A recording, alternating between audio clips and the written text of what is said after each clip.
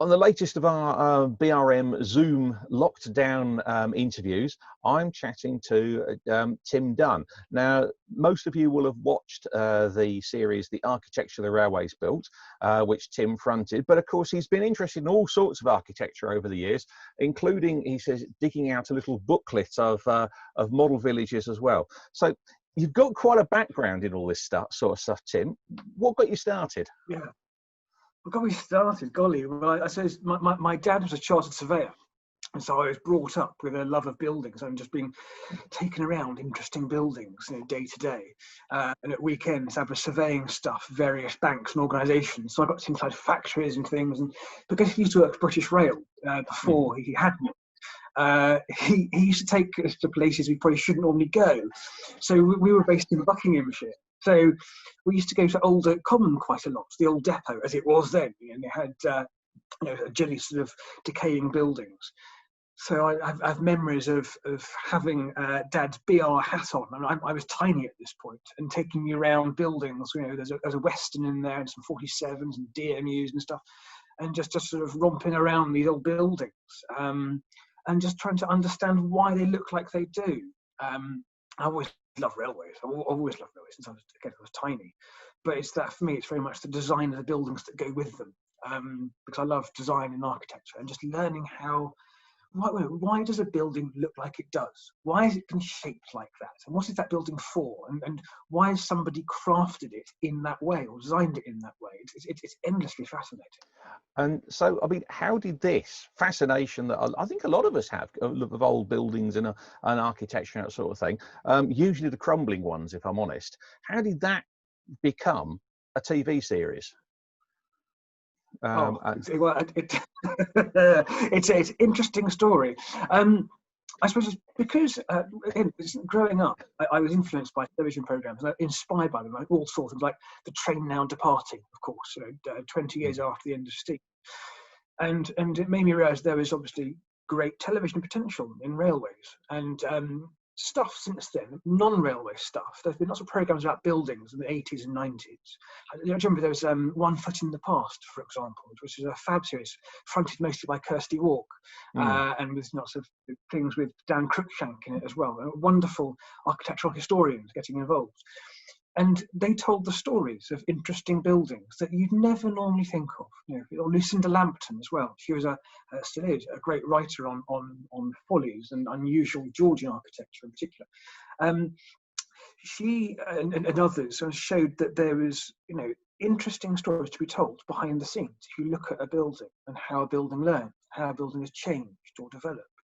And so I've always had this back of my mind, thinking, wouldn't it be great to tell a story about railway stations, for example, or at least buildings that aren't houses? Because all you ever see on television now, usually about buildings, buildings about houses, grand designs, or things like people's gardens, or selling houses. And it's all very much about people's homes and so on. And, to be fair, most people don't aspire to build a railway station.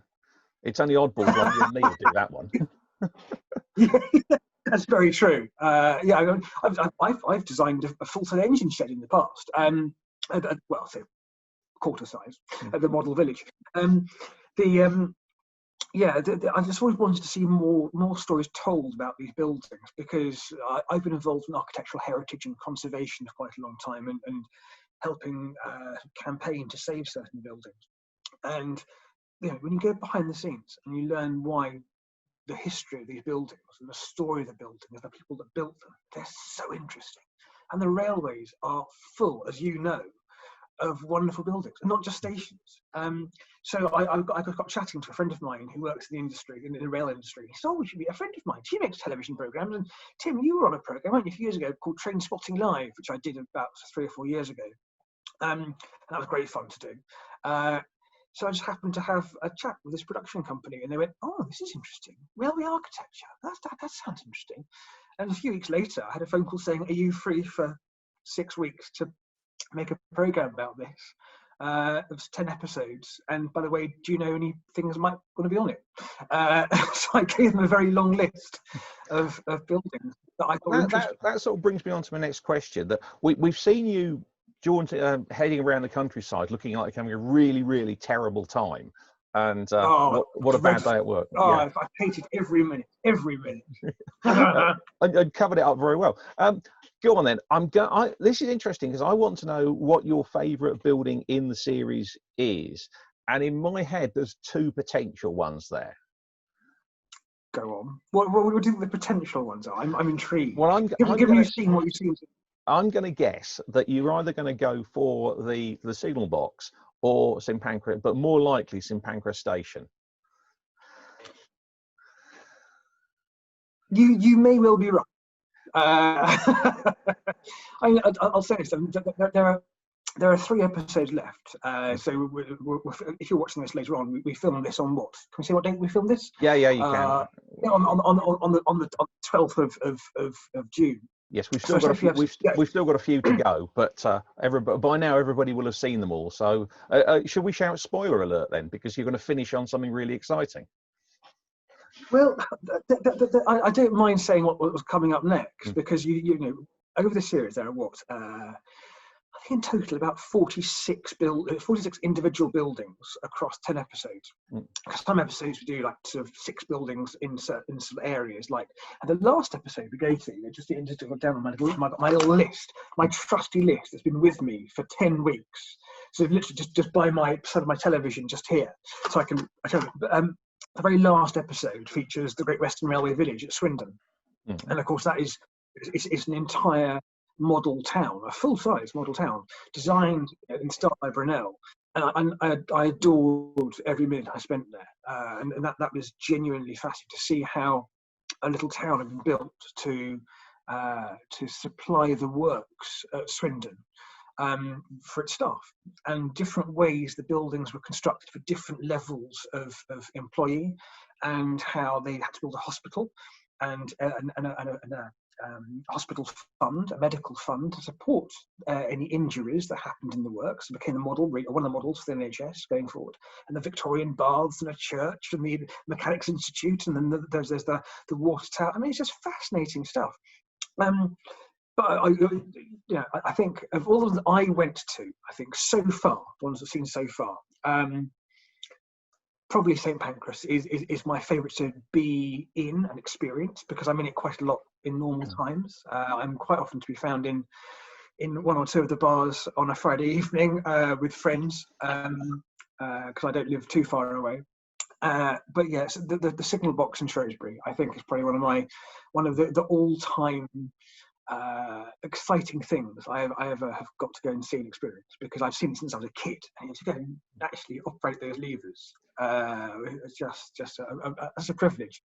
It's an amazing thing, the signal box, isn't it? Because effectively it is a machine. It looks like a building, but it's a machine. Yeah. And although I've operated signals since I was a kid, I've used sort of miniature lever frames and full size but small ones, built for that small for the Southern Railway and Southern Region and London Transport at Beaconscott Model Village, which is a Gauge 1 model railway. So I kind of learned how operations of railways works, how about hands-on. I never really thought about this. A signal box is just a machine with a very light coating around it, and then to support the people on top. So if you think about, you see the episode, the size of that interlock, it's so hefty. They're brought on railway wagons in bits, re-erected, constructed into sort of space, and then you build the bricks and then the wooden bit on top and the glass on top. Finally, it really is interesting. You are entering a machine when you walk into these things, and they are so functional. They're not particularly beautiful, most of them. Obviously, some railway companies invested more in their signal box architecture than others. So I think we had one episode, we had to settle signal box, or it's been moved up to settle. And you just see the fine, sort of the joinery that's gone on, and the fine design, kind of the Midland Gothic sort of styling of these signal boxes. Entirely unnecessary. You don't need to be that detailed. You don't need to fill out all these sort of, the finials on the end. You don't really need those. They're there to make it look rather lovely, and that was a delight to see. I think they date from a time when buildings were built to say something. If you look at a brick factory works of the time, there was a solidity in there, in the sense that you were saying it was very much an image that went out, and I think that was what came across. This was the Midland Railway's brand image. as Yeah, you know, very which much. is a very modern. What we've tend to think is a very modern thing. There's no, the Midland were doing it all and invented it all, and they probably didn't have the sharp suits and the braces. Yeah, quite. Nothing is new, right? Everything's been done before, really. It's and usually it's been done before on the railways. Okay. It's things like, if you look at Network Rail, for example, now, it's interesting. Network Rail is now looking at a whole new design idiom for its railway stations going forward. And so they're looking at how do you design a railway station of small to medium size so that they can roll out across the country, that might then react in different ways to its surroundings. So how do you give it a very, how do you make it, no, this is a railway station, rather than just another glass and steel box, like frankly so many have been in some recent years. What can they do to make it have an identity, but also reflect local materials or the local vernacular, and reflect local design needs and so on? And that's a process happening right now, which I think is really interesting. So that's the future. Looking back at the series, then, if we ignore the signal box and St Pancras for a moment, which do you think I digress. Yeah, well, no, it's good. What do you consider the most unusual building in there? Because I was quite surprised with the variety of buildings that you were finding. When we look at these things, a lot of enthusiasts go, oh well, they'll go to, and it's no surprise you end up at St Pancras if you're doing a series about architecture. But there's definitely some other highlights in there that were just like, oh, didn't know about that one at all. I'm glad, because the railway architecture is in some ways quite a well-trodden path. There isn't a huge amounts written on railway architecture. In that bookcase over there's probably about 24 books on them, and that's probably about all there really is in terms of mainstream and these sort of niche, particularly of buildings rather than railways in general. It's interesting to try and find what is not just a beautiful building or a well-known building because it's been perhaps a centre of for railway people, it's important. We tried to find stories about buildings that were interesting. So, I think one we might be thinking about is the Worm at Malvern, which is this Great Malvern station. Some people in railways know about Great Malvern. They know it's this lovely station full of, it's very picturesque locations. But they might not know that there are these wonderful, wonderful bits of iron and steel that have been crafted as some of the vegetation from around the Great Malvern area, carved and wrought to the top of these columns along the station. And then this worm, the glorious worm, by Elmsley, the architect, Lee Elmsley, which kind of weaves its way. And we underground to the girls' school next door, which was once the Imperial Hotel and once the kind of the main hotel in Malden. What was enjoyable was finding stories people hadn't necessarily heard of, and that's when it goes from being me as a historian going, I've got lots of books about interesting or buildings that I think are important, or great examples of their genre, compared to TV people who'll go, these look nice, but where's the story? And then you have a team of researchers who go away and take your long list of interesting buildings, or I think are interesting, and they go and they burrow and they find out and they discover local stories or people or stuff that's happened, and that is the exciting part, and that's where things I couldn't do but they can do, and I'm just there to front their the story that they found, and they riff off stuff that perhaps might be known about, and they're going to do their own historical research as well. So that's what I think is interesting about it, and how we found unusual stuff. So there's stuff as well, like last week we went up Snowdon, and we looked at the Snowdon Mountain Terminus. And I'm fascinated by it. It's only 10 years old now, 10, 12 years old. But it's still, to me, it's a wonderful building. Some people don't like it because it's very modern.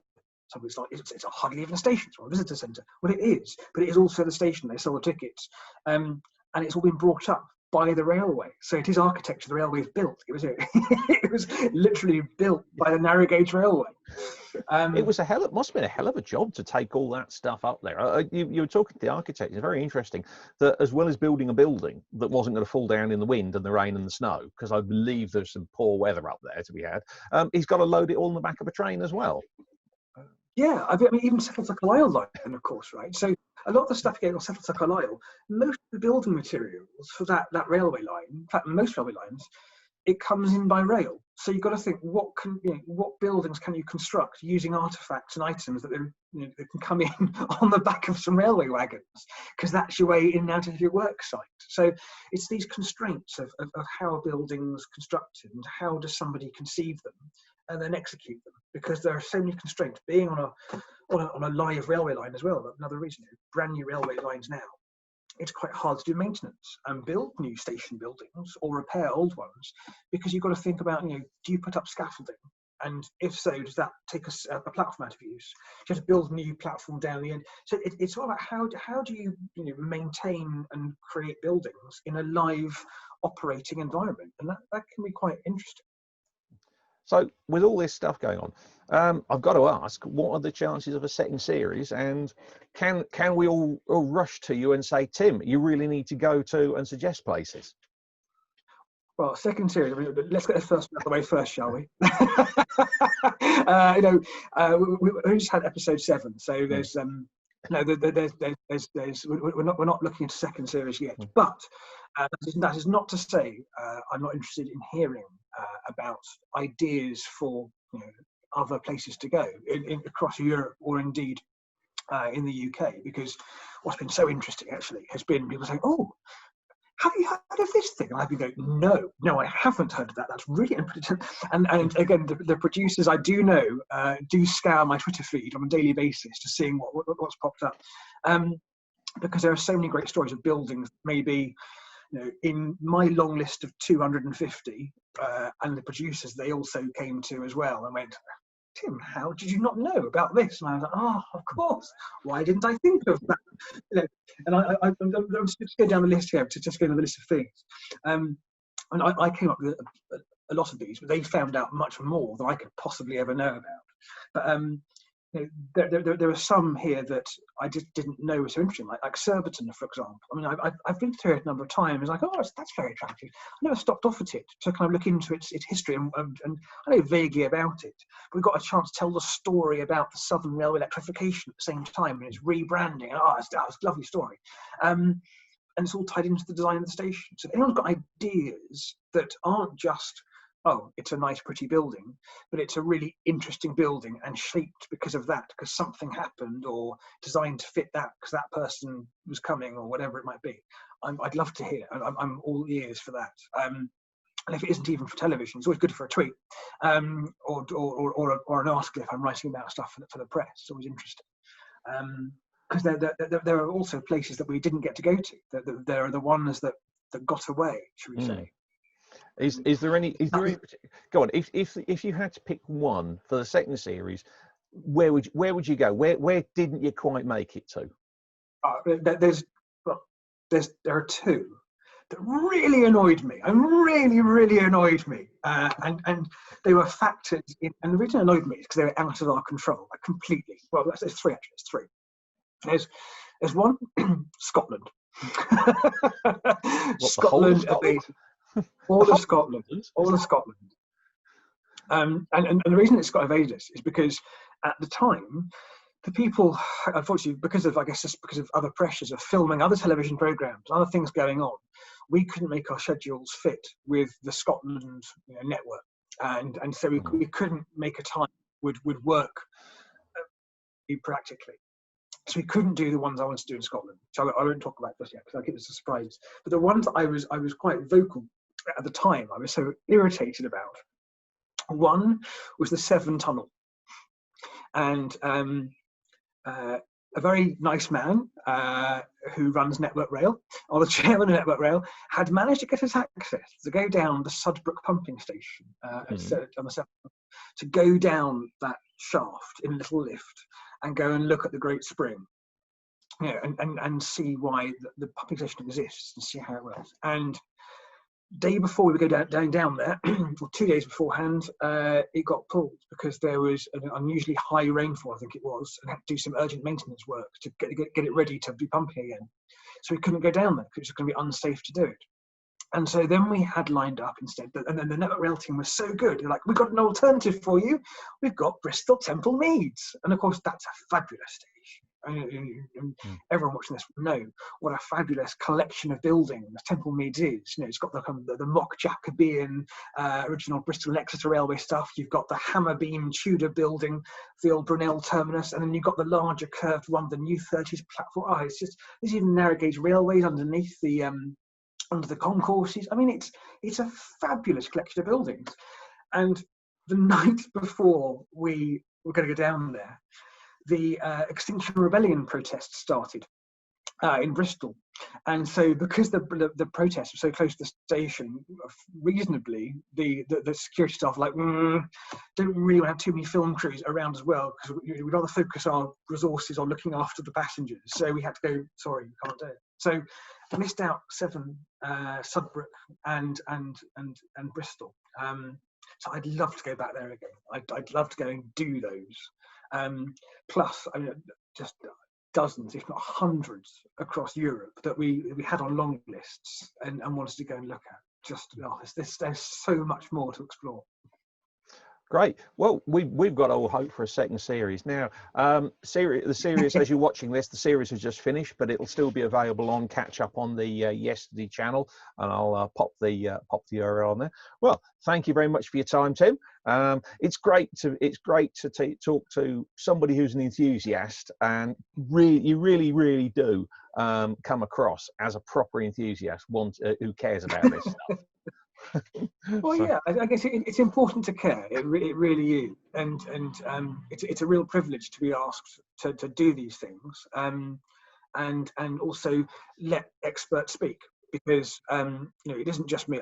I might front it, but what is so lovely about this, and I was so keen to do at the start of it, is every location gets somebody on who understands it, who gets it, who works with it, who does it, who loves it, and tells its story, because then it becomes a beautiful thing. Right. Thank you very much.